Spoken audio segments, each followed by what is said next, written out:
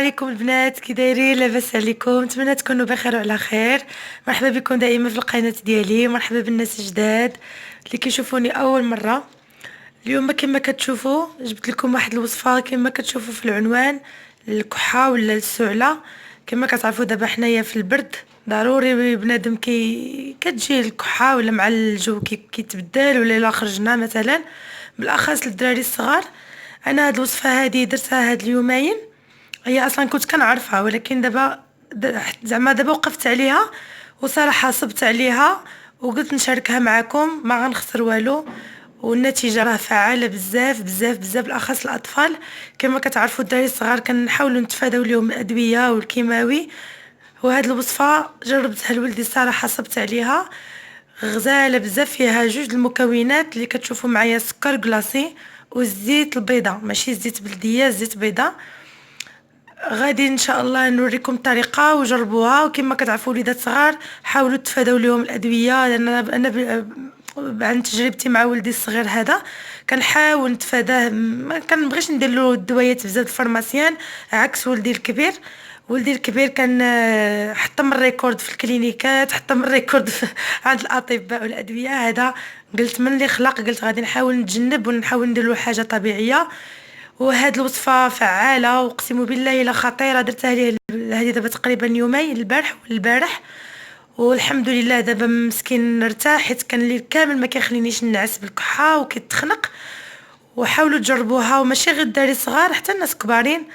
غير انا عوض سكر كلاصي غادي ديروا نتوما سنيده بالنسبه للناس كبار. بالنسبه للناس كبار ديروا سنيده، وبالنسبه للرضاع ولا الدراري الصغار غادي ديروا سكر كلاصي. ان شاء الله غادي تدوزوا معايا دابا نوريكم الطريقه، وخليكم معايا. غادي نبدا ان شاء الله. غادي ندير معلقه ديال السكر كلاصي،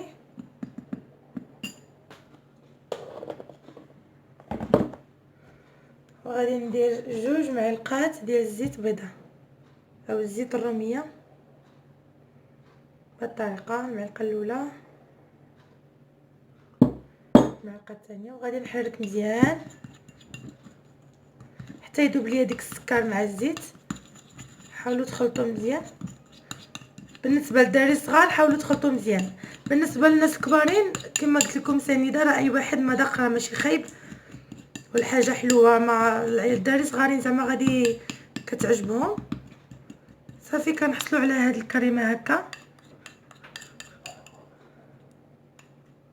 غنحاول نتكي عليه باش يذوب ليا السكر كلاصي بهاد الطريقه هذه كما كتشوفوا. ما عرفتش واش باينه ولا ما بايناش مع الكاميرا، حيت ما كاينش اللي صورني. بهاد الطريقه هذه كما كتشوفوا معايا، هذه هي الكريمه اللي كنحصلوا عليها. نتمنى ان شاء الله تجربوها لوليداتكم وديروها ليهم مره في الصباح ومره ملي كيبغيو ينعسوا، حيت بالاخص هي كما كتعرفوا راه كتجهل بالليل.